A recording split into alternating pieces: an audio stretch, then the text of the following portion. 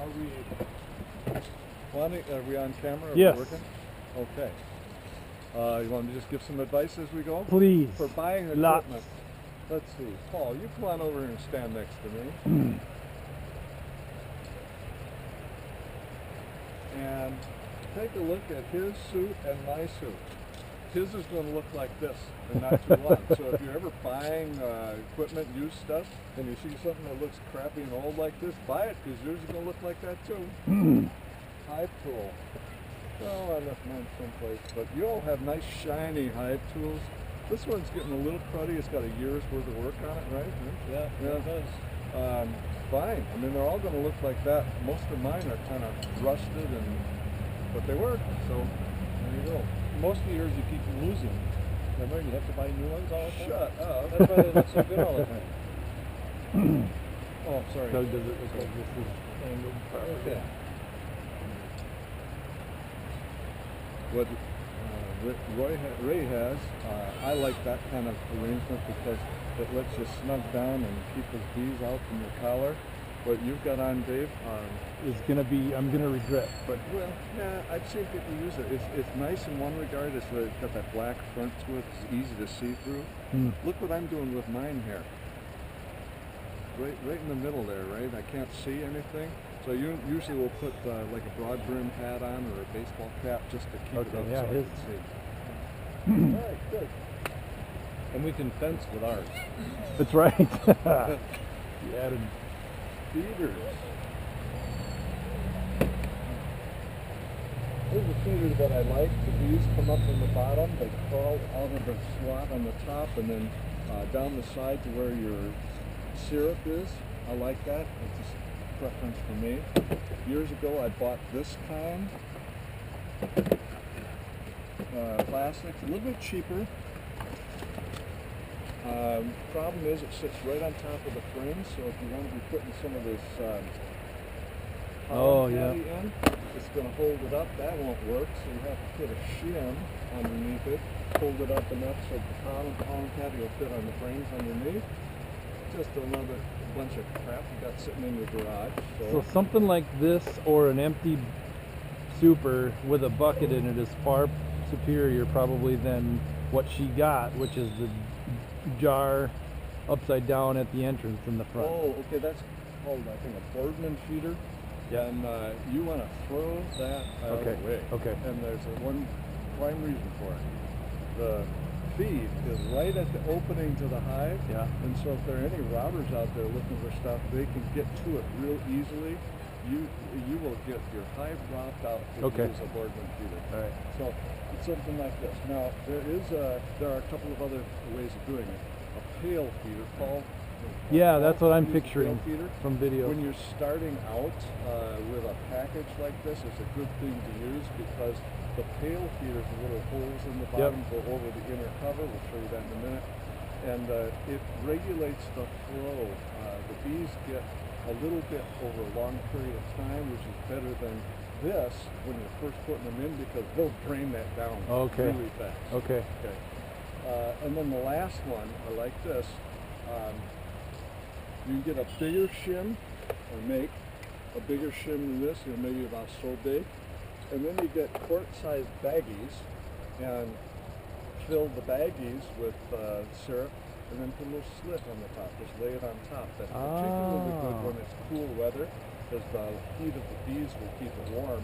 The bees won't take any syrup unless it's 50, 55 degrees or higher.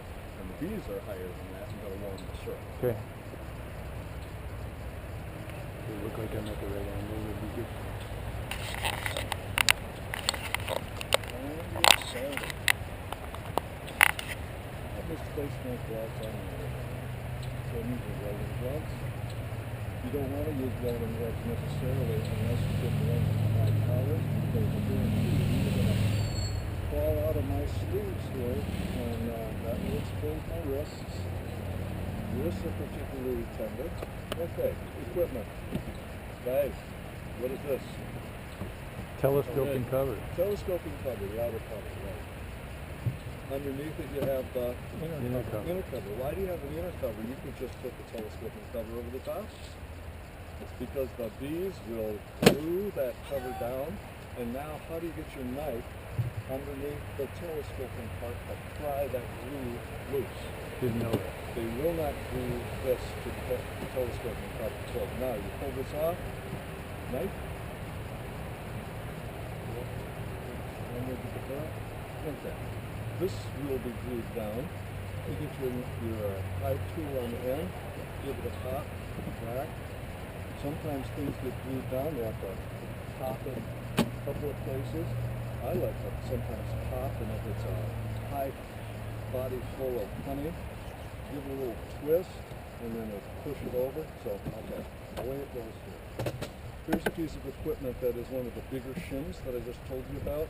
I could put a baggie feeder underneath this real easy, couldn't I? Okay. And the nice thing about this, it's got purplish bugger on it, where the bees put their bee glue. In the summertime, I can turn it over, and the bees will put their bee glue up in here, and it has ventilation on it. That's a queen excluder too, right? Yeah. So, just so you see how things are set up, I have a reducer, and I'm going to put it on its smallest setting for when I put the bees in.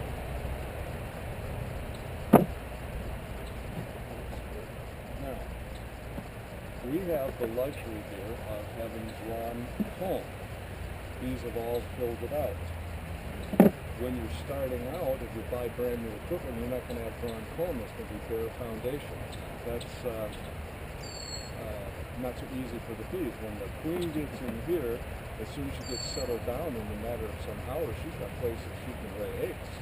So drawn comb is a whole lot nicer. And what do we say, a bee, how many eggs can a queen lay in a day?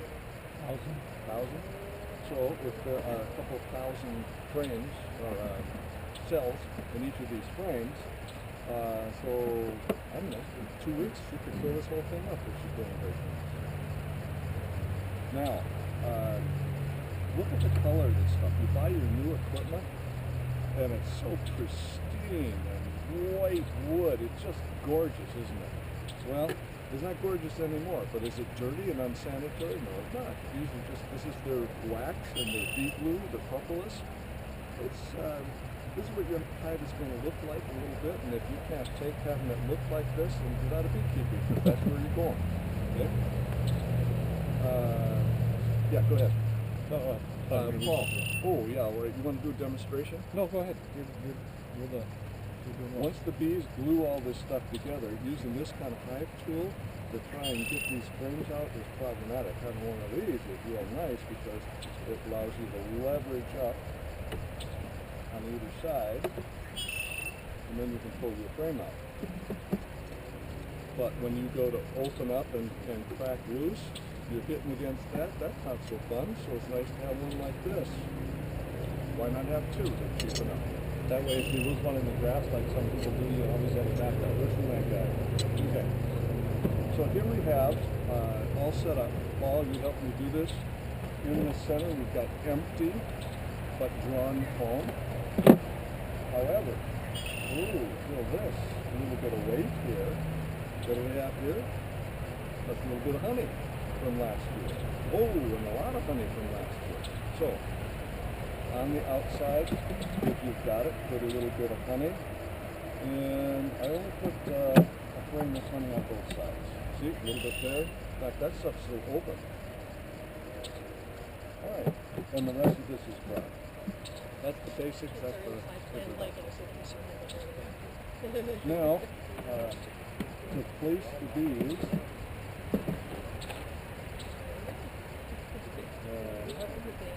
I'm going to remind you guys of something we talked about last time. When you take frames out, it's good to develop a habit, because you don't want to take a frame out like this and then put it back in like this and reach the bees up. Tell me that, I don't know why or how, or if it's really true, but that's what I know.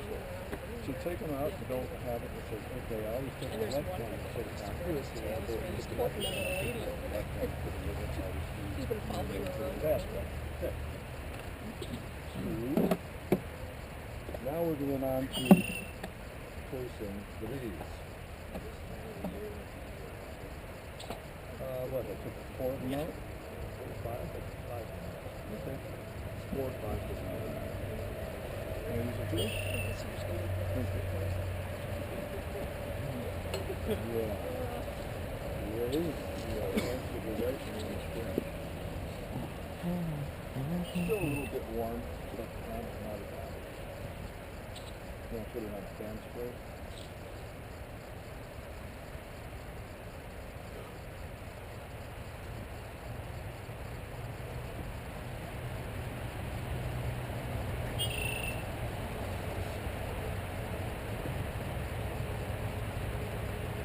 Okay. Why are we putting sugar water on? So they won't fly. They won't fly. What's in the can?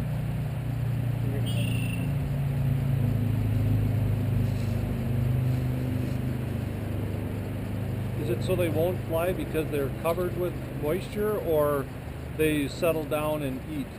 Their wings are wet. Is that what it is? So why not just regular water then? Why sugar? Well, they like to eat the sugar water. Yeah. But if we're just doing it to keep them damp so they don't fly. Here's the thing.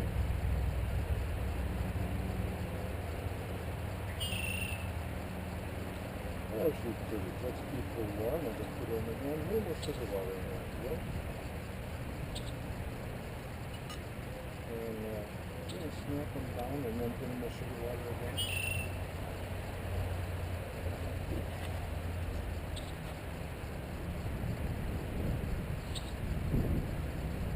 Okay. Who would like to hold the queen just to keep her from being I got home free. in the draft? You don't want to look completely no, suffocate it. Look at that. That's a 2-pound package, and there are 3 pounds of beef in there. We got a good one.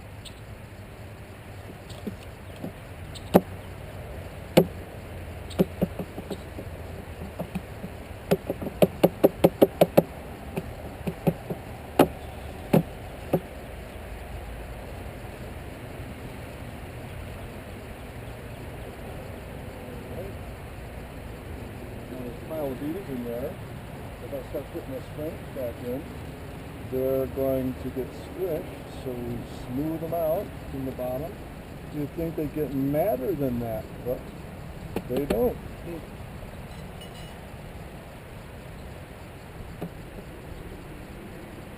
Alright.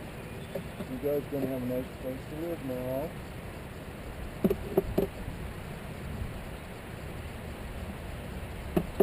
Look, there's some space between there. I like that. If I have my queen now. See the staple? I am going to let this queen go. Actually, I'm going to take one of these queens back out. And the hive tool. Thank you. This is the most delicate part of the operation. Because Should I give her some juice too? yeah, you could do that. That would be a good idea. If you let this thing snap back and you squish the queen, and then you got yourself into place. So, I'm going to open it up.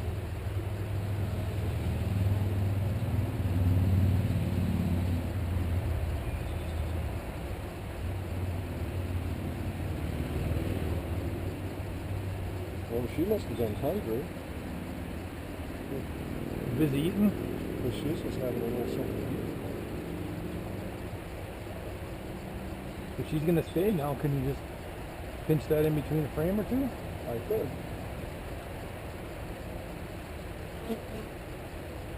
There she goes. Not good.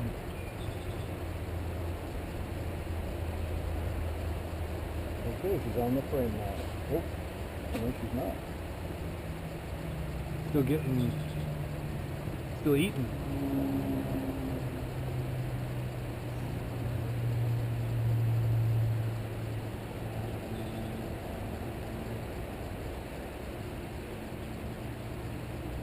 What if I knocked her off you with some?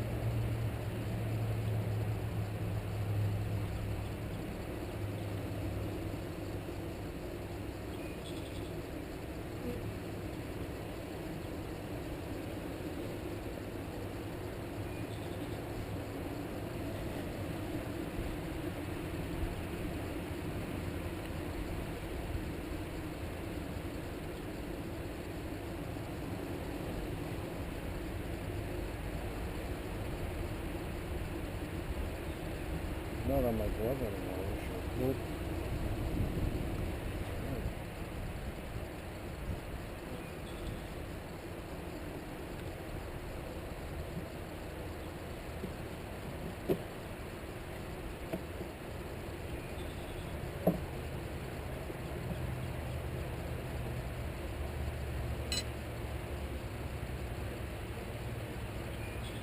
You see this bee here? Didn't like what I was doing, so it stung my glove. Kind of twist its way out. Yeah, and it's going to lose its stinger because that's what workers do. So now look at the bees fanning here. They're saying, here's the smell of this thing. Here's the smell of this hive. Come on back, all you guys that are lost.